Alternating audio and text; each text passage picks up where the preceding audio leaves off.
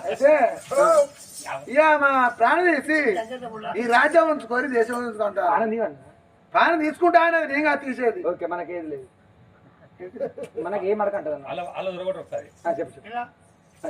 అందుకే కాబట్టి ఎందుకు మా చెల్లె మీ చెల్లె సత్తా అన్నది.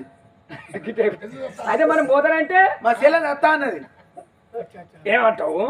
మనం పోతా అంటే అన్న మీరు వెనకని ఉండేందుకు నేను సత్తా అనేది ఊరి పెట్టుకొని మనం పోతానంటే మీ చెల్లె సత్తా అంటా సత్తనా సార్వతి దాము ఏమిటో ఇవ్వాలా మా చెల్లె సత్తా అంటే సత్తనా సాడవా అంటావా?